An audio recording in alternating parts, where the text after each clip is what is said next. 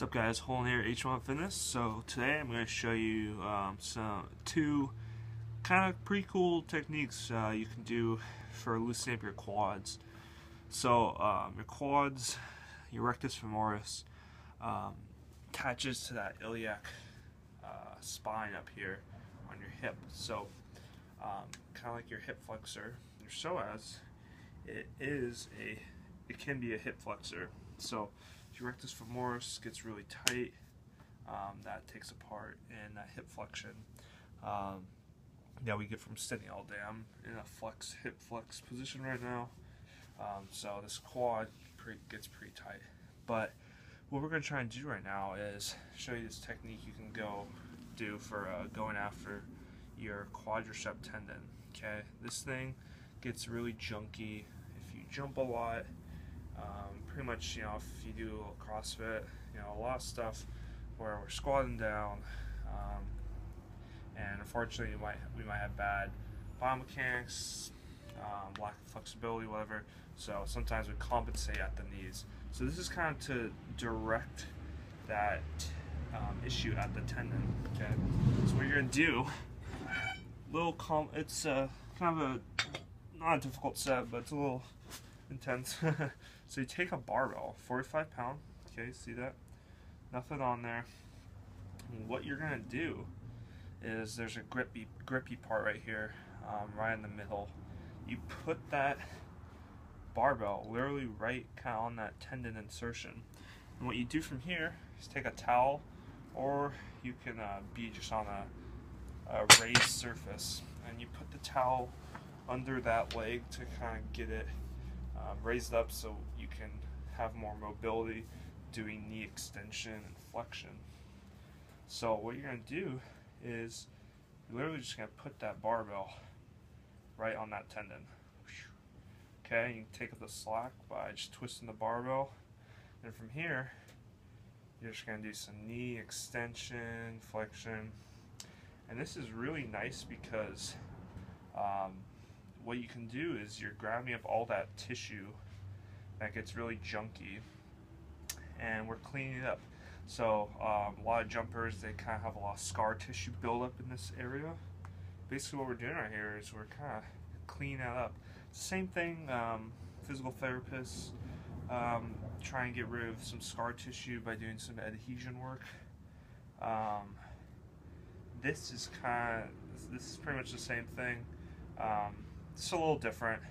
It's not as direct pressure as if you had a thumb, but definitely is more pressure. More of like a global attack on this tissue, a little more spread out.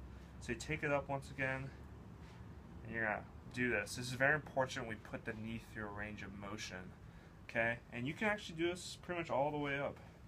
It's actually a really good way to get that quad loosened up.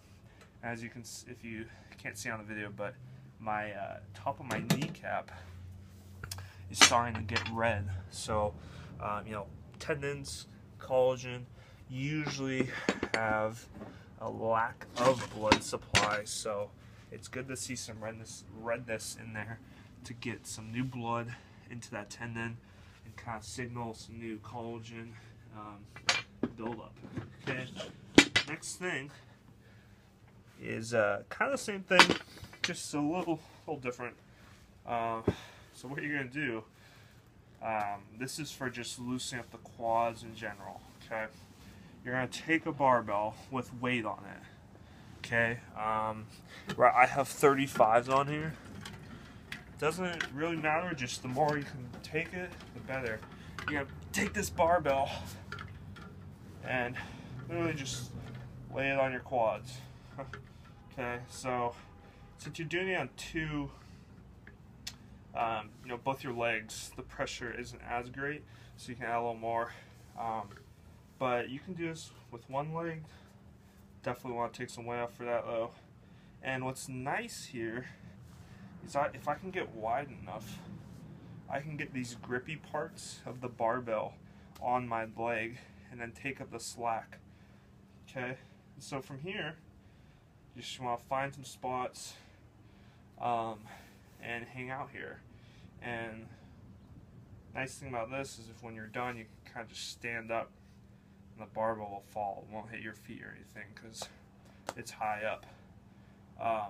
But nice thing about this is kind of more global aspect of the quads. Definitely a lot of pressure, but sometimes if you just do foam rolling, or I showed you before, you do kind of the rolling on the barbell in your quad, it's hard to get a lot of pressure because what happens is your other knee gets in the way when you're rolling on the barbell, so you really don't have that much pressure. This is nice because all the pressure is just going directly down, and you don't have to worry about any type of positioning you're in. You're just literally slapping this thing on your legs, and you can definitely feel it. So the thing here is find a spot. Obviously there's going to be different spots on each leg, and you just want to find it. Hopefully you can take up the slack a little bit, okay, and just hold there, okay.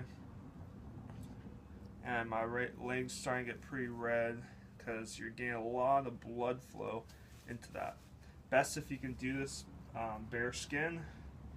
Just, you want to minimize any kind of extra force or extra layering, because you're not going to get the same amount of force production, because it's going to kind of take up some of that force output. Okay, so you want to find areas, and if you can kind of do one at a time, kind of flex your knee. So this is nice. It's just something a little different, and then you find the spot. So there you go, guys. So the first one is to really address the tendon itself. You don't want too much weight. Obviously you can do more if you can take it, but that is to address the tendon itself. Trying to break up some of that scar tissue right at the point of insertion, signal some new collagen genesis, get that patella. Well, also you'll get that patella in a better tracking motion, because we're going to free up some of that scar tissue. It's going to relax that patella. So you're kind of getting a 2-for-1. You're taking out the scar tissue, so you're going to get rid of that pain, but also you're going to free up that knee joint patella and allow for some better tracking and movement patterns, okay? And for this one, you want to add some extra weight, place it on. This is honestly not too bad because my legs are pretty chunky, so this isn't really too bad. It's not that uncomfortable, and this is kind of like a global shearing. So what you want to do is just find some spots and kind of just take up the slack and then loosen up your quads. That can be a good post workout thing. You're just gonna hang out there for a little bit. I don't know if you can see a little bit, but it's definitely a little red here at this point of insertion. So basically, the redness, guys, don't be freaked out. Just blood flow is going to that area. Bring in some new tissue, nutrients, get that stuff flowing, and create some new collagen. And quads get really junky, guys, so they can play a role in that hip flexion, and obviously they're a knee extender. But if you don't have that laxity in those quads, your knee can be under tension a lot because you're going to be in a semi-flex position, and that means the quads are going to be kind of turned on. So loosening up the quads in that anterior chain, very, very important. It should be on one of your priority lists of when you're doing some mobilizing of your body, okay? So there you go, guys. There's some 2 techniques. First one is a good post-workout. The second one can be done either. See you guys.